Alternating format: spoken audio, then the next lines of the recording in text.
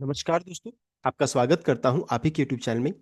Video को start करने से पहले आप सभी से रिक्वेस्ट करूंगा, अगर अभी तक आपने चैनल को सब्सक्राइब नहीं किया है तो इससे रिक्वेस्ट ऑल पे प्लीज चैनल को सब्सक्राइब कीजिए। वीडियो को लाइक कीजिए एंड शेयर कीजिए एज मच एज पॉसिबल, ताकि ज़्यादा से ज़्यादा लोगों तक ये वीडियो पहुंच सके। तो चलिए स्टार्ट करते हैं। जहाँ पर देखिए आज हम लोग डिस्कशन करेंगे और शेयर मार्केट, शेयर बाजार के बारे में।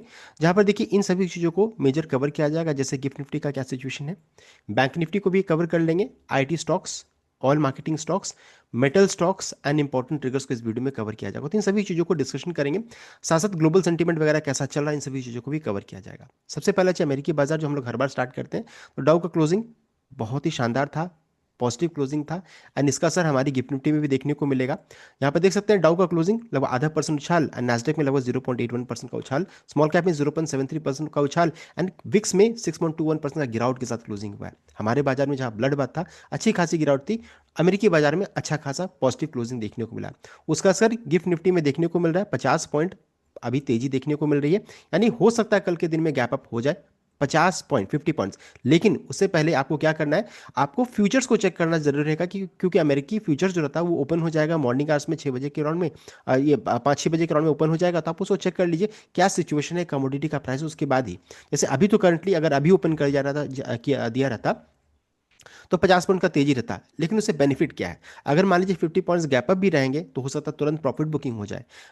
बिकॉज क्लोजिंग 25,683 का रेसिस्टेंस जस्ट इसके पास ही है, देख सकते हैं 25,750, 25,950, ये रेसिस्टेंस का लेवल है। तो हो सकता है प्रॉफिट बुकिंग तुरंत भी देखने को आपको मिल जाए, ये चीज़ यहाँ पर है।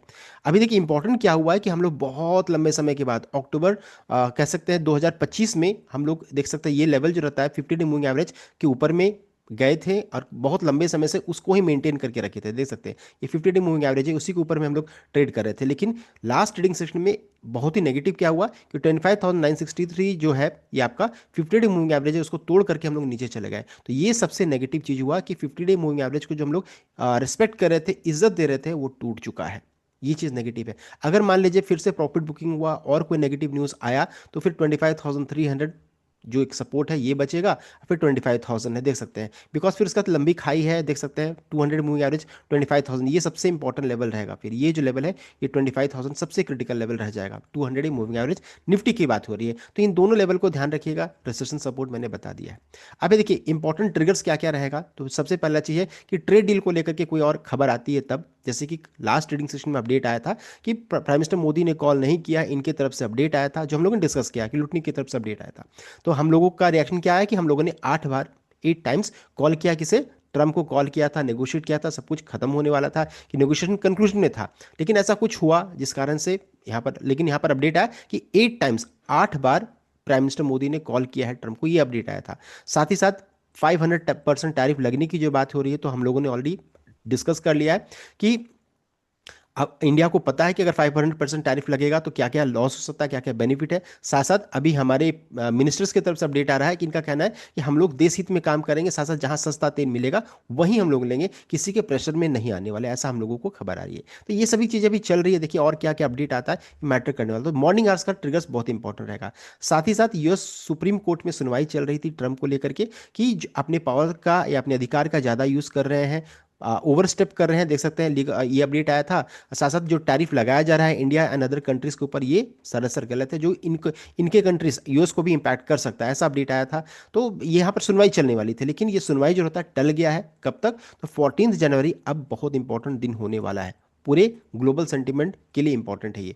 बिकॉज अगर मान लीजिए ट्रम्प के खिलाफ अगर आता है, कुछ आता है, तो फिर जो इन्होंने टैक्स कलेक्ट किया है इस बीच में, फिर इनको पेमेंट करना रहेगा, जो कि लगभग $150 बिलियन का निकल कर आ रहा है। तो इतना टैक्स पे कहाँ, इतना टैरिफ कहाँ से पे करेंगे सभी कंट्रीज को, तो ये भी चीज़ है। तो अब देखिए 14 जनवरी को क्या निकल कर आएगा, वो बहुत बहुत मैटर करने वाला है पूरे कंट्रीज के लिए। तो ये चीज़ हो गया ट्रेड डील को लेकर के। अब ये ट्रेड डील कब तक हो सकता है, तो ये देखिए ट्रेड डील हम लोगों ने पहले एक्सपेक्ट किया था कि मार्च तक कंप्लीट हो जाएगा, मार्च एंड तक में नया शेप आ जाएगा, सब कुछ हो जाता है ना, कि अभी बस रॉ स्टेटस में है, अभी कच्चा है, बस हम लोग डिस्कशन कर रहे हैं, एक फाइनल डिस्कशन होने के बाद आ जाएगा मार्च तक। लेकिन अभी क्या अपडेट आ रहा है, अनसर्टन है। देखिए टाइमलाइन अनसर्टन बताया जा रहा है।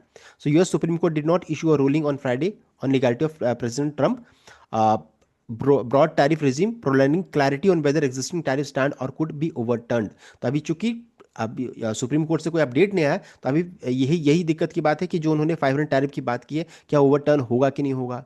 तो अभी अनसर्टेन है, तो इस कारण से ग्लोबल सिनेरियो सब कुछ जो रहता है अभी अनसर्टेनिटी की ओर बढ़ चुका है। तो इस कारण से देखिए गिरावट हो रही है, विक्स भी इस कारण से उछल जाएगा, अच्छी खासी तेजी विक्स में भी बन जाएगी। तो ये हो गया ट्रेड डील को लेकर के खबर। नेक्स्ट है Russia Ukraine war. Russia Ukraine war को लेकर के हम लोगों ने डिस्कस किया था कि रशिया ने यूक्रेन पे हमला किया है, अच्छे खासे लोग भी यहाँ पर डेथ हुआ है, सब कुछ हुआ है।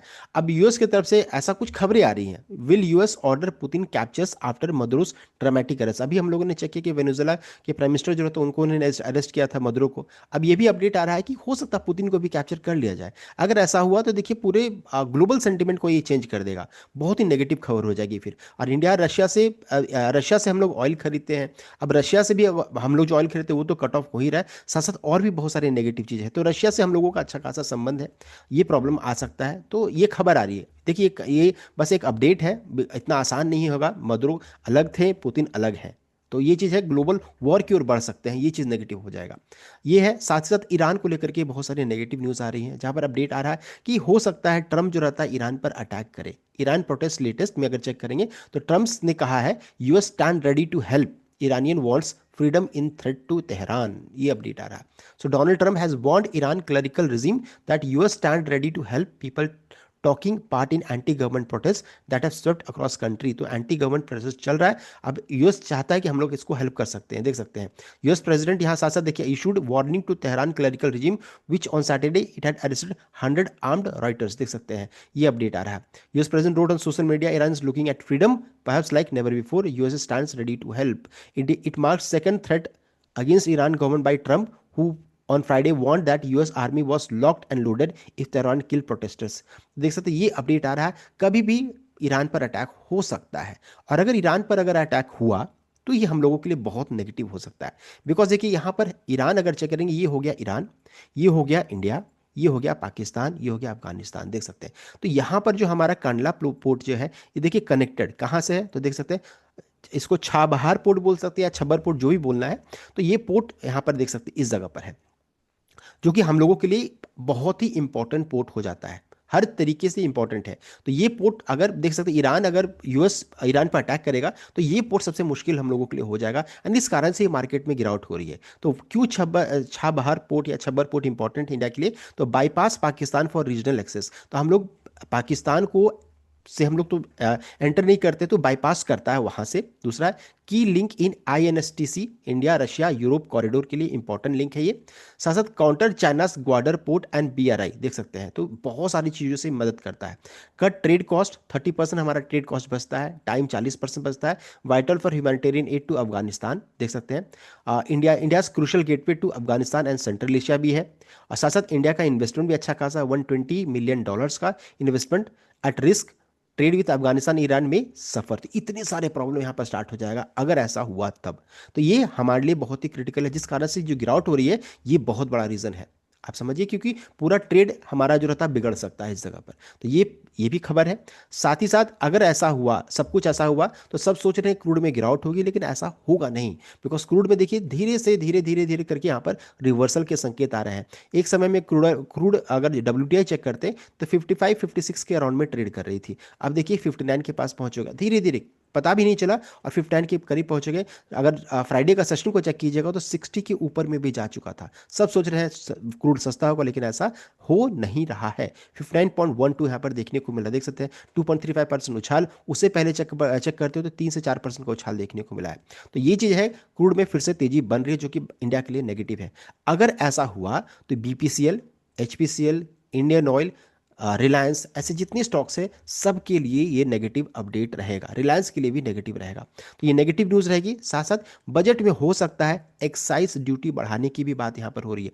हम लोगों ने चेक किया था ITC में, जब एक्साइज ड्यूटी बढ़ी तो कैसा गिरा वो देख सकते हैं। तो इस चीज़ को ध्यान दीजिएगा, इन स्टॉक्स में थोड़ा सा सावधानी से ट्रेड करने की जरूरत है। मैं ये नहीं बोल रहा हूँ कि खराब हो चुका है, लेकिन सावधानी रखना जरूरी है, इस चीज़ को ध्यान दीजिएगा। साथ साथ अभी यहाँ पर डिविडेंड का भी कोई ट्रिगर नहीं है, अगर मान लीजिए डिविडेंड का ट्रिगर रहेगा तो हो सकता है पॉजिटिव बनेगी, अभी ऐसा कुछ यहाँ पर नजर नहीं आ रहा है शॉर्ट टर्म में।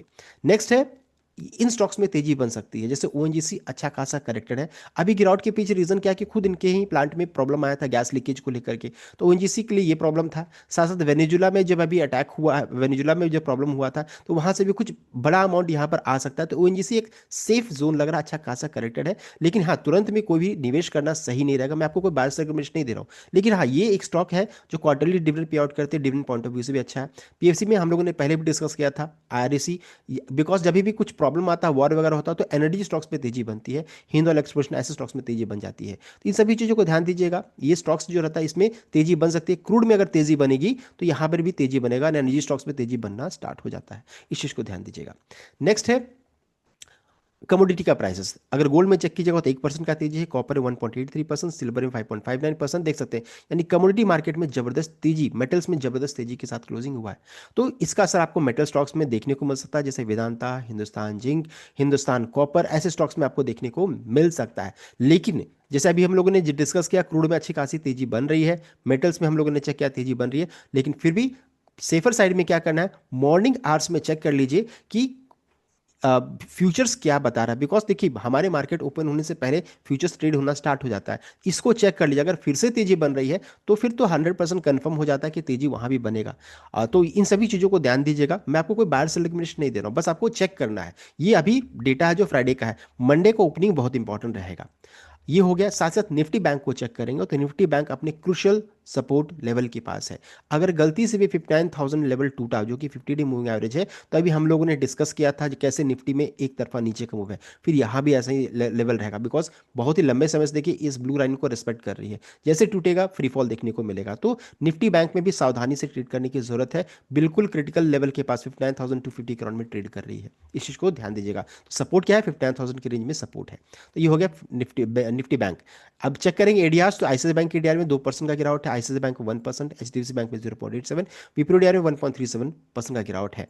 साथ साथ एचडीएफसी बैंक टेक्निकली काफी बेरिश नजर आ रहा है जगह पर। अब सपोर्ट का लेवल कहां पर है, तो 900 के रेंज में सपोर्ट का लेवल है। वहां पर एक गैप भी हो सकता है, उस गैप को फिल करने की कोशिश करें। अगर मान लीजिए 30 पॉइंट एचडीएफसी बैंक गिर जाए तो अच्छा खासा निफ्टी एंड बैंक निफ्टी दोनों में गिरावट हो सकता है। आईसीआईसी बैंक का एडीआर अभी आरएसआई जो अगर चेक कीजिएगा तो काफी ओवरबॉट में पिछले सेशन में था, अभी भी थोड़ा है, इस चीज को ध्यान दीजिएगा। तो थोड़ा सा यहाँ पर दिक्कत की बात बैंकिंग स्टॉक्स में देखने को मिल रहा है। साथ ही साथ एक और अपडेट आ रहा है जहां बता रहे कि ट्रंप ने अनाउंस किया है 10% credit card cap as bank push back. तो अभी देखिए, क्रेडिट कार्ड जो रहता है अनाप शनाप जो इंटरेस्ट रेट चार्ज करते थे, अब उसमें कैपिंग लग रहा है। एंड ये अमेरिका की तरफ से खबर आ रहा है उनके मार्केट के लिए, लेकिन इसका असर पूरा ग्लोबल सिनेरियो पे आपको देखने को मिल सकता है। तो थोड़ा सावधानी से ट्रीट करने की जरूरत है।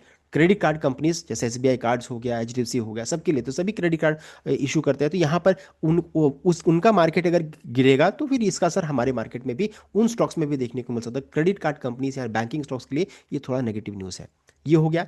अब है आईटी स्टॉक्स। आईटी स्टॉक्स को चेक करेंगे तो आईटी स्टॉक्स के लिए भी नेगेटिव है। यहाँ पर यूएस वीजा फी हाइक अनाउंसमेंट हो चुका है, ये मार्केट बंद होने के बाद अपडेट आया। How much more H1B visa देख सकते हैं, OPT and green card applicant will पे।